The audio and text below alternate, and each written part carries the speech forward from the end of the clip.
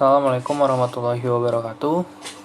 Perkenalkan, nama saya Abi Falevi dengan NIM 336200036 dari kelas B. Di sini saya akan mempresentasikan resume K3. Di sini terdapat 6 pembahasan, yaitu yang pertama ada pengantar K3, yang kedua ada fasilitas dan prosedur pada proyek konstruksi, yang ketiga ada pedoman dan praktek K3 pada pekerjaan konstruksi, yang keempat ada pedoman praktek K3 pada pekerjaan perancah, yang kelima ada pekerjaan konstruksi bangunan gedung, dan yang keenam ada pedoman pekerjaan di ruang terbatas. Yang pertama ada pengantar K3. Keselamatan kerja. Keselamatan kerja adalah suatu sikap atau tindakan yang dilakukan untuk mencegah atau untuk mengurangi kecelakaan yang dapat terjadi dalam suatu pekerjaan yang berkaitan dengan manusia, barang, bahan, mesin, atau alat, atau cara kerja dan lingkungan hidup. Selanjutnya yaitu kesehatan kerja. Kesehatan kerja adalah suatu sikap atau tindakan yang dilakukan untuk mencegah atau mengurangi kecelakaan yang dapat terjadi dalam suatu pekerjaan yang berkaitan dengan manusia, barang atau bahan, mesin atau alat, cara kerja dan lingkungan hidup. Kemudian di sini ada dasar hukum dari K3. Yang pertama ada Undang-Undang Nomor 13 Tahun 2013. Yang kedua ada Peraturan Pemerintah Nomor 50 Tahun 2012. Yang ketiga ada Permen PU Nomor 5 Tahun 2014. Yang keempat ada Undang-Undang Nomor 1 Tahun 1970. Yang kelima ada Undang-Undang Nomor 2 Tahun 2017. Kemudian, definisi dari kerja aman yaitu adalah usaha untuk meminimalisir risiko dari kecelakaan kerja. Yang selanjutnya yaitu kerja sehat. Definisinya yaitu meningkatkan kemampuan fisik dan mental untuk mencegah penyakit di tempat kerja. Kemudian, fasilitas proyek konstruksi. Yang pertama ada fasilitas umum, yaitu jalan akses harus aman bagi pejalan kaki dan kendaraan. Kedua, batas lokasi atau pagar pelindung untuk menghindari bahaya akibat pekerjaan. Yang ketiga adalah alat pengaman kerja atau APK. Kemudian ada fasilitas khususnya yaitu toilet, fasilitas cuci, tempat istirahat, dan fasilitas air minum. Keadaan darurat.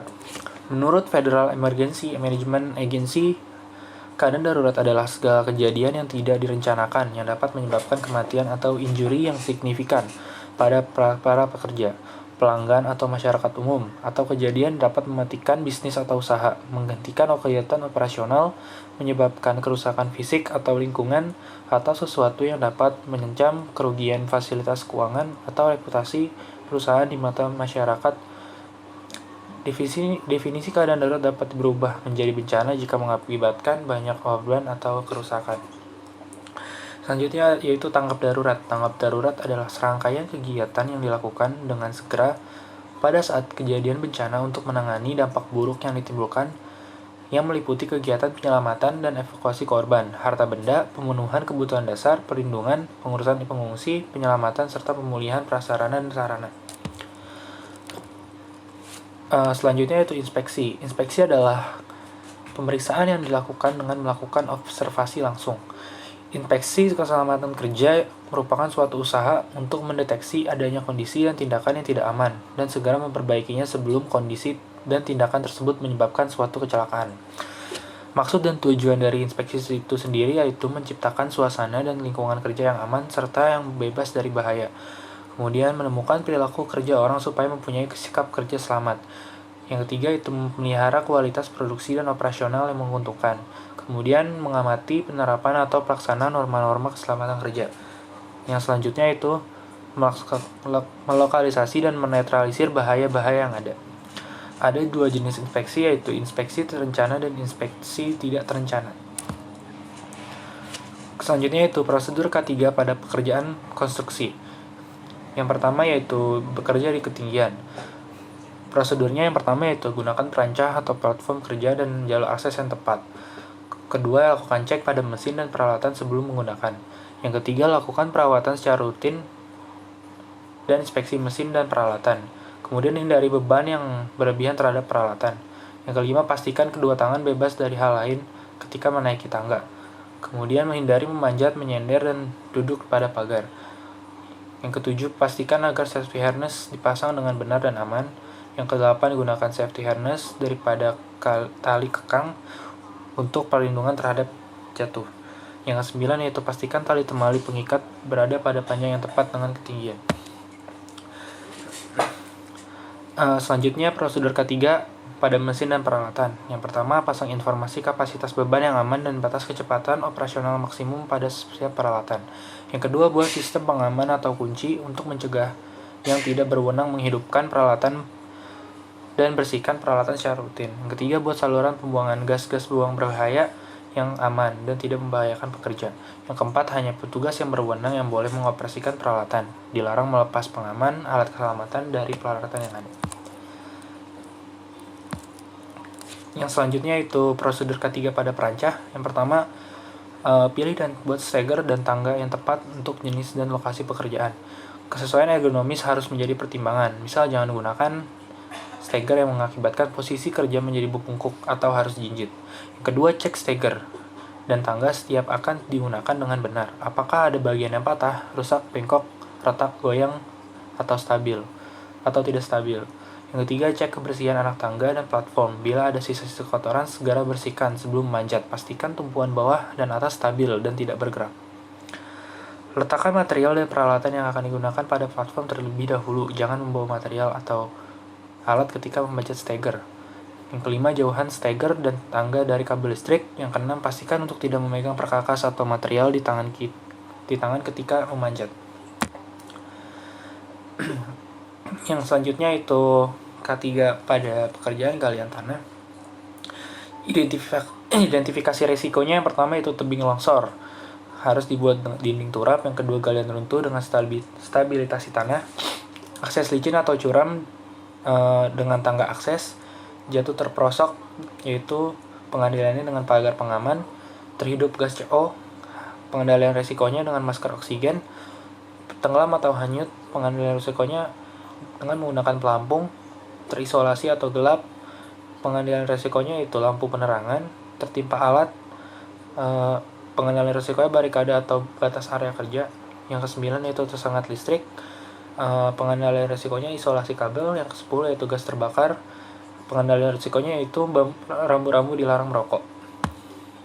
Kemudian untuk K3 pada pekerjaan bawah tanah, identifikasi risikonya itu terhirup gas beracun, pengendaliannya yaitu dengan ventilasi udara. Yang kedua yaitu ada gas bertekanan tinggi atau mudah terbakar, pengendalian risikonya yaitu kebutuhan O2. Dan alat komunikasi, identifikasi gas beracun. Kemudian pada oksigen kurang, yaitu kebutuhan O2-nya harus dipenuhi. Dan yang terakhir itu ada pemadam kebakaran untuk pengendalian risikonya.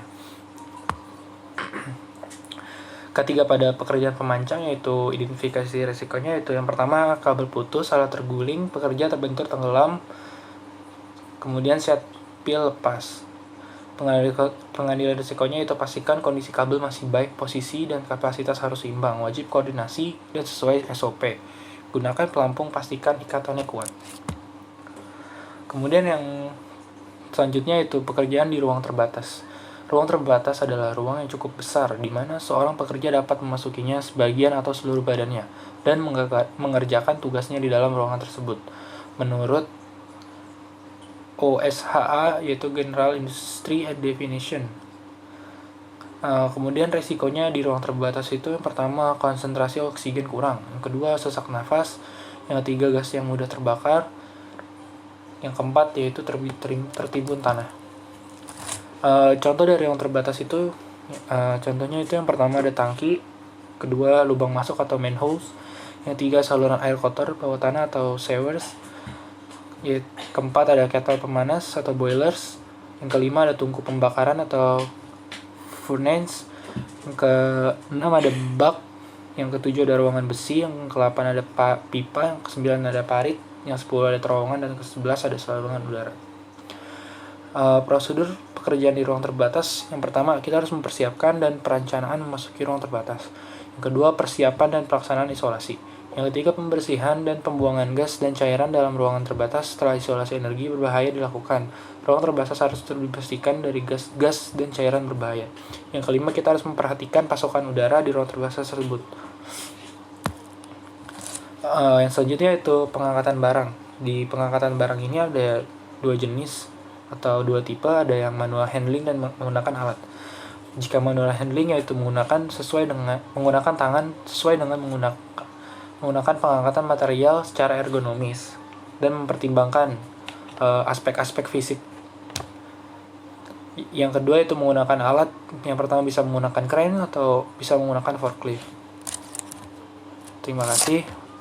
Kurang lebihnya mohon maaf. Wassalamualaikum warahmatullahi wabarakatuh.